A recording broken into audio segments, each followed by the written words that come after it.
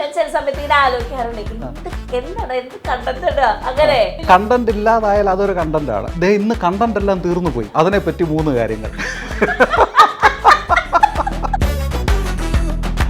ഞാനും ഇൻസ്റ്റാഗ്രാമിൽ ചെറുതായിട്ട് കണ്ടന്റ് ഒക്കെ ഇടയും. ഞാൻ കണ്ടു, കുറച്ചേ കണ്ടു. പെണ്ണിന് പകരം വണ്ടിയെ പ്രണയിച്ചവനാണ് ഞാൻ. ഇപ്പോൾ വിവാഹപ്രായമായി ദാമ്പത്യത്തിലേക്ക് കടക്കുന്നു. എനിക്കുള്ള ഉപദേശം വണ്ടി മാറ്റി വെക്കണം, ഇല്ലേ പെണ്ണ് പോവും. ഓരോ വലിയ അച്ചീവ്മെൻറ്റ്സിന് പുറകിലും ഇപ്പോഴത്തെ സിറ്റുവേഷനിൽ പറയുകയാണെങ്കിൽ ഒരു ചെറിയ തേപ്പെങ്കിലും കാണും. ഇതുകൊണ്ട് ഇനിയും എൻ്റെ ലൈഫിൽ ഇനിയും വേറെ ഒരാളില്ല, അങ്ങനെയല്ല. പക്ഷെ മനുഷ്യൻ്റെ ഒരു കാര്യം എന്നാൽ വി ഷുഡ് മൂവ് ഓൺ. അല്ല നമ്മളവിടെ നിർബന്ധം പിടിച്ച് അങ്ങനെ നിന്നിട്ട് കാര്യമൊന്നുമില്ല. എല്ലാവരും നമ്മളെ ഇഷ്ടപ്പെടണമെന്നില്ല.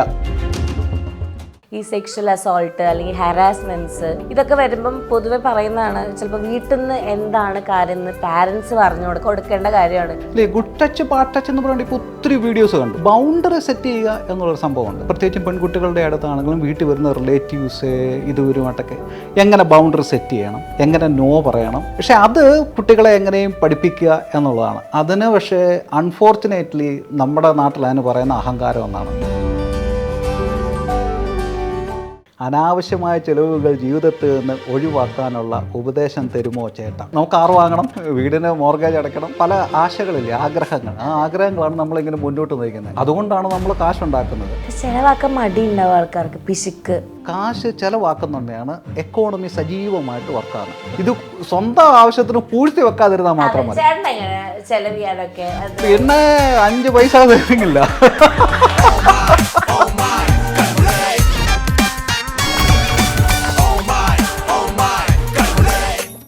ഹായ്, ഐസ് ആൻഡ് ദ പെൻഗ്വിനിലേക്ക് എല്ലാവർക്കും സ്വാഗതം. ഞാൻ പൂജ കൃഷ്ണ. സോ എൻ്റെ കൂടെ ഇന്നത്തെ ഷോയില് നമ്മുടെ ഗസ്റ്റ് ആരാന്ന് വെച്ച് കഴിഞ്ഞാൽ നമ്മുടെ ഷിനോദ് സവാരി. ഹായ്. ഹായ്, നമസ്കാരം. ചേട്ടൻ എനിക്ക് ഇൻട്രൊഡ്യൂസ് ചെയ്യേണ്ട ഒരു ആവശ്യമില്ല. കാരണം ഡെയിലി ഒരാൾ ഒരു വീഡിയോയിൽ വെച്ചിട്ട് കാണും, ഒരു ഇത് എല്ലാവരും. അത്രയും ചേട്ടനെ കണക്ട് ആണ്. ചേട്ടൻ പറയുന്ന കാര്യങ്ങൾ ഭയങ്കര മോട്ടിവേറ്റഡ് ആയി. ചിലപ്പോൾ ജോലിക്ക് പോകാൻ താല്പര്യമില്ലാത്ത ആൾക്കാർ ഇന്ന് എനിക്ക് പോണം എന്ന് പറയുന്ന സിറ്റുവേഷൻ ആണ് ഇപ്പോ. പോയാൽ കുഴപ്പമില്ല, വിട്ടിട്ട് പോരായിരുന്നാ മതി കേട്ടിട്ട്. അങ്ങനെ ചില സിറ്റുവേഷൻ ഉണ്ടല്ലേ, ചെയ്യരുത്. അതല്ല, ഇപ്പം നമ്മൾ പൊതുവെ പറയണതാണ് ഫ്രീ ആയിട്ട് അഡ്വൈസ് ഒന്നും കൊടുക്കരുത്. നമ്മൾ അങ്ങനെ കൊടുക്കേണ്ട കാര്യമല്ല. ഇപ്പൊ ഞാൻ ഇൻസ്റ്റാഗ്രാം റീലൊക്കെ ഉണ്ട്, മറ്റേ കരച്ചിൽ കേൾക്കാൻ 2000 രൂപ, എന്താ പറയാ, കൂടെ ഇരുന്ന് കരണെങ്കിൽ 5000 രൂപ, അങ്ങനെയൊക്കെ പറഞ്ഞിട്ട്.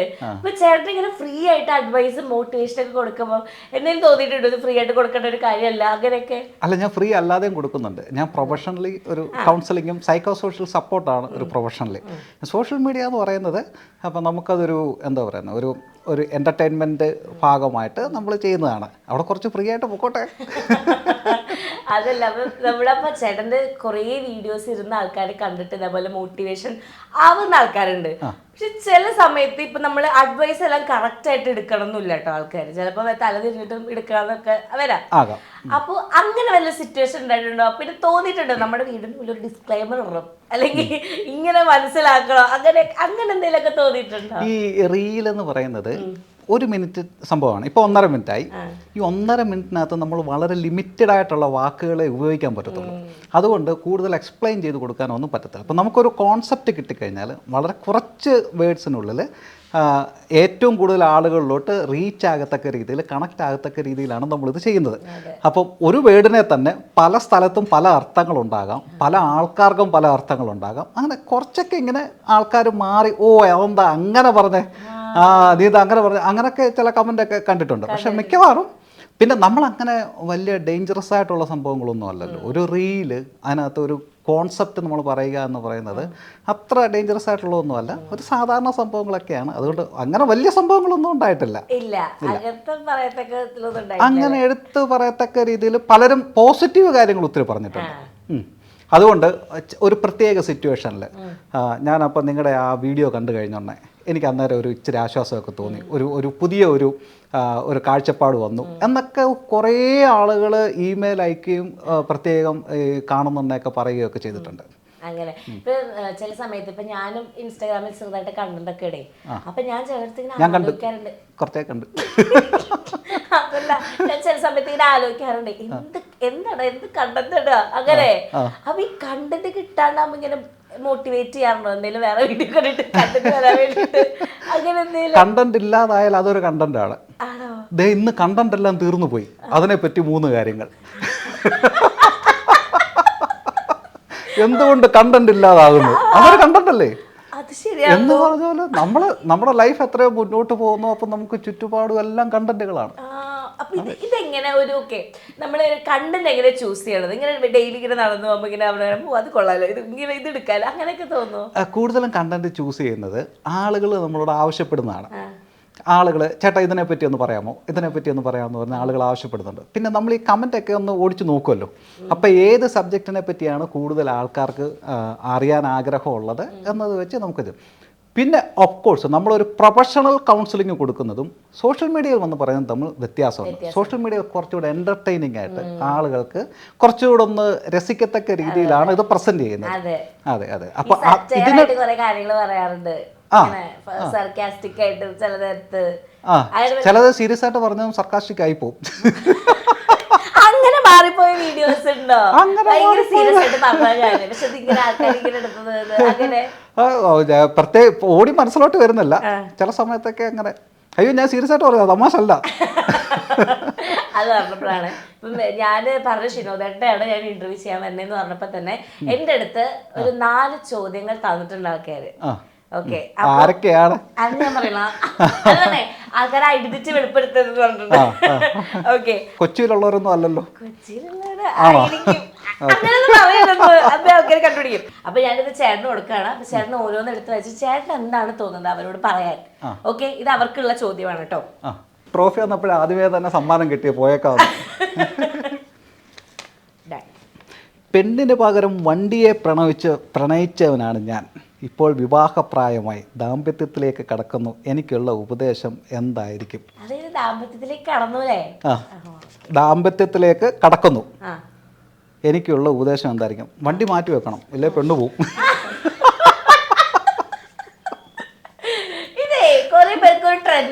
ഈ വണ്ടി സ്നേഹിക്കുന്നത് എന്തോ വലിയ സംഭവമാണെന്ന്. അല്ല, അത് വല്ലാത്തൊരു ഫീലിംഗ് ആണ്. എനിക്കത് പലപ്പോഴും തോന്നിയിട്ടുണ്ട്. എനിക്ക് ആദ്യം കിട്ടിയൊരു കാർ ഒരു സാൻഡ്രോ, ഒരു ബ്ലാക്ക് കാറായിരുന്നു. അതിനോട് ഭയങ്കര അറ്റാച്ച്മെൻറ്റാണ്. വേറെ എത്രയൊക്കെ കാർ നമുക്ക് കിട്ടിയെന്ന് പറഞ്ഞാലും ആദ്യത്തെ ആ സാൻഡ്രോ അത് നമ്മുടെ കൈ വന്ന ആ ദിവസവും നമ്മളത് കൊണ്ടു നടന്നതും ആദ്യം പോയ സ്ഥലങ്ങളുമൊക്കെ അതൊക്കെ ഭയങ്കര ഒരു അറ്റാച്ച്മെൻറ്റ്. എന്നാലും ബൈക്ക് അതുപോലെയാണ്. ബൈക്ക് നമ്മൾ കുറേ നമ്മുടെ കൂടുള്ള ഒരു ബൈക്ക് പലപ്പോഴും നമുക്ക് തോന്നിയിട്ടുണ്ട്. നമ്മൾ ചുമ്മാ കയറി ഇരുന്നാൽ മതി, അവനറിയാൻ വഴികളല്ല, അവനങ്ങ് കൊണ്ടുപോയിക്കോളും. നമ്മുടെ ഇന്നർ മൈൻഡിൽ ഇരുന്നുകൊണ്ടാണ് നമ്മുടെ കൈ അതിനനുസരിച്ച് ചലിച്ചോളും. അതങ്ങനെയാണ് പോകുന്നത്. പക്ഷെ നമുക്ക് വലിയ എഫേർട്ടൊന്നുമില്ല, അതങ്ങനെ അങ്ങ് പൊക്കോളും എന്ന് നമ്മൾ പലപ്പോഴും വിചാരിക്കും. എന്ന് പറയുന്ന പോലാണ് ആൺകുട്ടികൾക്ക് പ്രത്യേകിച്ചും, പക്ഷെ പെൺകുട്ടികൾക്കും ഉണ്ട്, ഇപ്പൊ കൂടുതലുണ്ട് വണ്ടികളോട് ഉള്ള ഒരു ക്രേസ് ഉണ്ട്. ഇഷ്ടമുള്ളവരുണ്ട്. അറിയില്ല, അയ്യോ കാര്യമായി, നാട്ടുകാർ രക്ഷപ്പെട്ടു. അല്ലെങ്കിൽ ഇവിടുത്തെ ട്രാഫിക് ഒക്കെ എന്തോ ആയിരുന്നിരിക്കും. പലപ്പോഴും തോന്നാറുണ്ട് കേട്ടോ. അല്ലെങ്കിൽ നമ്മൾ വല്ല വിഷമിച്ചിട്ടൊക്കെ ഇരിക്കുന്ന സമയത്താണെങ്കിൽ വണ്ടി എടുത്ത് അങ്ങ് പോണം. ചെയ്യാറുണ്ട്. ബോറടിച്ചിരിക്കും, വിഷമിച്ചിരിക്കുന്നുണ്ട് പോകത്തില്ല. ചിലപ്പം വീട്ടിൽ ഇരുന്ന് ഭയങ്കരമായിട്ട് ബോറടിക്കുന്നുണ്ട്. വെറുതെ വണ്ടി എടുത്തുകൊണ്ട് ഇങ്ങനെയൊക്കെ ഒന്ന് കറങ്ങിയിട്ടൊക്കെ വരുന്നുണ്ട്. കുറച്ചുകൂടെ ഒരു ഓപ്പൺ സ്പേസ് ഒക്കെ കാണുന്നുണ്ട്, നമുക്ക് കുറച്ചുകൂടെ ഒരു ഇതൊക്കെ ആയിരിക്കും. അപ്പൊ ഈ വിഷമം വന്നിട്ട് വണ്ടി എടുത്ത് പെട്ടെന്ന് പോണ ആൾക്കാരുടെ അടുത്ത് എന്താ പറയാനുള്ളത്? ദേഷ്യമൊക്കെ വരുമ്പോ വണ്ടി പോകരുത്. ദേഷ്യം വരുന്നുണ്ട് വണ്ടി എടുത്തുകൊണ്ട് പോകരുത്. അതിലും നല്ലത് വർക്കൗട്ട് ചെയ്യുന്നതാണ്. നിങ്ങളൊരു ട്രെഡ്മില്ലുണ്ടെങ്കിൽ ട്രെഡ്മില്ലേക്ക് കയറി ഓടുക, അല്ലെങ്കിൽ വെയിറ്റ് ലിഫ്റ്റിംഗ്, ജിമ്മിൽ പോകാൻ പറ്റുമെങ്കിൽ ജിമ്മിൽ പോകും ദേഷ്യം വെച്ചുകൊണ്ട്. അവിടെ പോയാലും തല്ലാനല്ല, അത് നമ്മുടെ ആ എനർജി ഉണ്ടല്ലോ അതങ്ങോട്ട് ചാനലൈസ് ചെയ്ത് വിടുകയാണ്. വെയിറ്റ് അതാണ് സൂര്യനെ കാണുന്ന പോലെ ബ്രേക്കപ്പ് ആവുന്നുണ്ട്. ഓരോ വലിയ അച്ചീവ്മെന്റ്സിന് പുറകിലും ഇപ്പോഴത്തെ സിറ്റുവേഷനിൽ പറയുകയാണെങ്കിൽ ഒരു ചെറിയ തേപ്പെങ്കിലും കാണും. സത്യം ആണോ? എഗ്രി അല്ലേ? അതല്ല ഞാൻ ആലോചിച്ചിട്ടുണ്ടേ, നമ്മുടെ ചില സമയത്ത് നമ്മള് ഈ പണ്ടത്തെ ആൾക്കാരൊക്കെ ആണെങ്കിൽ മറ്റേ സത്യാഗ്രഹം, ഓരോ സ്ട്രൈക്ക്, അങ്ങനെയൊക്കെ റെവല്യൂഷൻ സൃഷ്ടിച്ച ആൾക്കാരാണ്. നമുക്കിപ്പൊ അത്ര പണിയൊന്നും ഇല്ല, അപ്പൊ ഒരു ബ്രേക്കപ്പ് ഒക്കെ സഹിക്കാം അല്ലേ? ഇപ്പോഴത്തെ ആർക്ക് ഇപ്പം സഹിക്കുന്നതിന് ബുദ്ധിമുട്ടുണ്ട്. കാരണം ഇപ്പം ന്യൂക്ലിയർ ഫാമിലി ആയതുകൊണ്ട് ഒരു വീട്ടിൽ ഒരാളും രണ്ടാളും ഒക്കെ ആയിട്ടാണ് വളർന്നു വരുന്നത്. അപ്പോൾ അവർക്കധികം കോംപ്രമൈസുകൾ ചെയ്ത് വലിയ ശീലമില്ല. അപ്പം ഞാൻ പറയുന്ന ഒരു ഇഷ്ടം ഒരാൾ റിജക്റ്റ് ചെയ്ത് കഴിഞ്ഞാൽ അത് അക്സെപ്റ്റ് ചെയ്യാൻ ഭയങ്കര മടിയാണ്, ഭയങ്കര പാടാണ്. അങ്ങനെ കുറേ ആളുകൾ എന്നെ പേഴ്സണലി കോണ്ടാക്ട് ചെയ്യുന്നവരുണ്ട്. ഇതുകൊണ്ട് ഇനിയും എൻ്റെ ലൈഫിൽ ഇനിയും വേറെ ഒരാളില്ല, അങ്ങനെയല്ല. പക്ഷെ മനുഷ്യൻ്റെ ഒരു കാര്യം എന്നാൽ വി ഷുഡ് മൂവ് ഓൺ. ഒരു സിറ്റുവേഷനിൽ നമ്മൾ മൂവ് ഓൺ ചെയ്തേ പറ്റൂ. അല്ല നമ്മളവിടെ നിർബന്ധം പിടിച്ച് അങ്ങനെ നിന്നിട്ട് കാര്യമൊന്നുമില്ല. എല്ലാവരും നമ്മളെ ഇഷ്ടപ്പെടണമെന്നില്ല, ട്രോളിനകത്ത് പറയുന്ന പോലെ.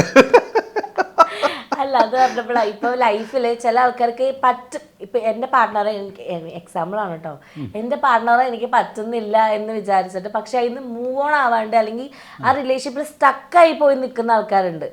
ഒത്തിരി. അപ്പോൾ അങ്ങനെ നിൽക്കുന്നത് ശരിയാണോ? അങ്ങനെ ശരിയല്ല. അത് ഓരോ മനുഷ്യരുടെയും ഒരു വ്യക്തിത്വം കാര്യങ്ങളും ഒക്കെ ഒത്തിരി വ്യത്യാസമാണ്.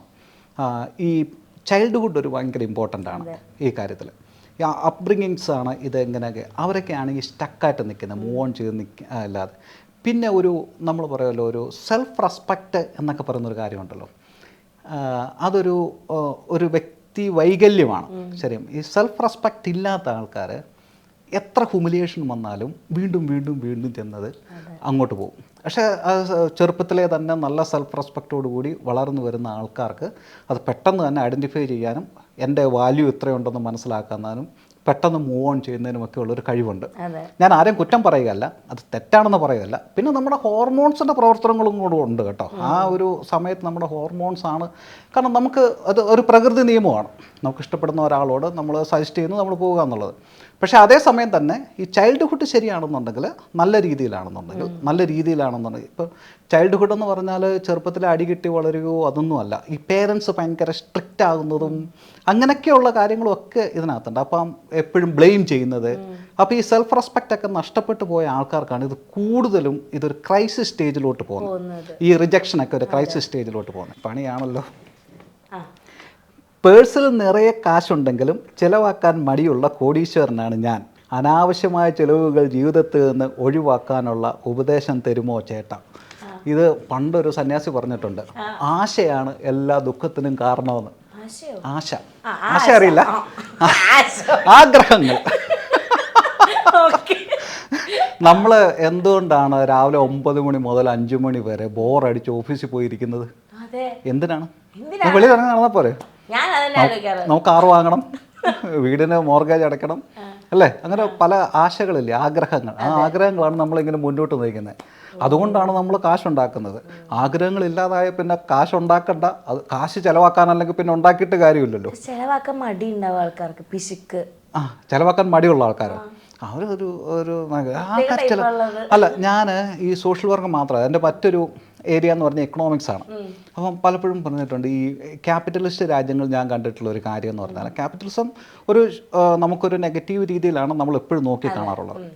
അവിടെ എന്തിനാണ് ആപ്പിൾ എല്ലാ വർഷവും ഫോണുകൾ ഇറക്കുന്നത്? പഴയ ഫോണിൽ നിന്ന് വലിയ വ്യത്യാസമൊന്നുമില്ല. പക്ഷേ അവർക്ക് ഓരോ വർഷവും മാർക്കറ്റിൽ ആളുകൾ ഫോൺ മാറി പുതിയ ഫോൺ എടുക്കണം, അവരത് എടുക്കുകയും ചെയ്യും.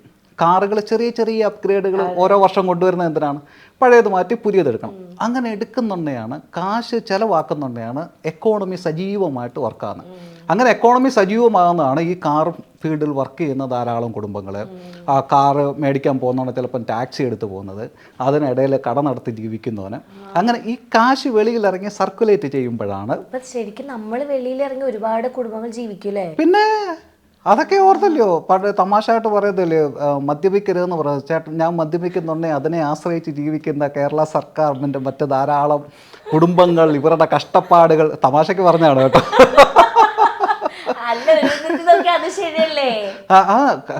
പൈസ സമ്പദ് വ്യവസ്ഥയ്ക്ക് നല്ലത് പൈസ കൊണ്ടുപോയി സേവ് ചെയ്ത് അല്ലെങ്കിൽ ഭൂമി മേടിച്ചിട്ടിട്ട് ഒന്നും ചെയ്യാതിരിക്കുന്നതല്ല. ആ പൈസയും കൊണ്ട് എവിടെയെങ്കിലും ഉത്സവങ്ങൾക്ക് പോവുക, ഒരു ഹോട്ടലിൽ കയറി കഴിക്കുക. ആ ഹോട്ടലുകാരൻ എത്ര കഷ്ടപ്പെട്ടായിരിക്കും രാവിലെ എത്ര കസ്റ്റമേഴ്സ് വരുന്നത് നോക്കിയത്. വെളിയിൽ ഫാമിലിയായിട്ട് പോയി ഫുഡ് കഴിക്കുക, പോയി തിയേറ്ററിൽ പോയി സിനിമ കാണുക. അങ്ങനെ വ്യവസായങ്ങൾ വളരട്ടെ, അതിനെ ആശ്രയിച്ച് നിൽക്കുന്ന കുടുംബങ്ങളിലോട്ട് പൈസ എത്തട്ടെ. നിങ്ങൾ ചാരിറ്റി ഒന്നും കൊടുക്കണ്ട, ഇത് സ്വന്തം ആവശ്യത്തിന് പൂഴ്ത്തി വെക്കാതിരുന്നാൽ മാത്രം മതി. പിന്നെ 5 പൈസ തരുന്നില്ല.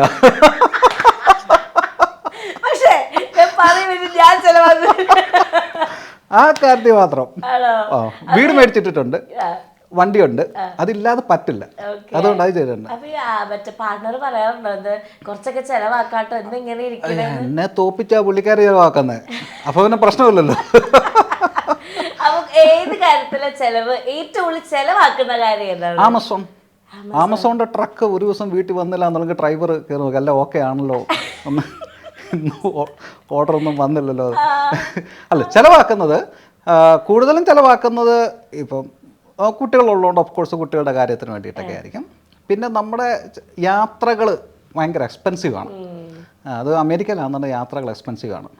ഞാനിപ്പോൾ യൂട്യൂബിൽ കണ്ടന്റ് ഇടുന്ന ഇച്ചിരി കുറച്ച്, അപ്പോൾ ആൾക്കാരെല്ലാം ചോദിക്കാറുണ്ട്, എന്താ ചേട്ടാ നിങ്ങൾക്ക് അങ്ങോട്ട് ഇറങ്ങി എല്ലാ ദിവസവും ഓരോ വീഡിയോ ഇട്ടാൽ എന്താ കുഴപ്പം എന്ന് ചോദിക്കാറുണ്ട്. യാത്രകൾ ഭയങ്കര എക്സ്പെൻസീവ് ആണ്. പക്ഷേ ഞാൻ പറയാറുള്ളതെന്ന് പറഞ്ഞാൽ ആഗ്രഹമുണ്ട്.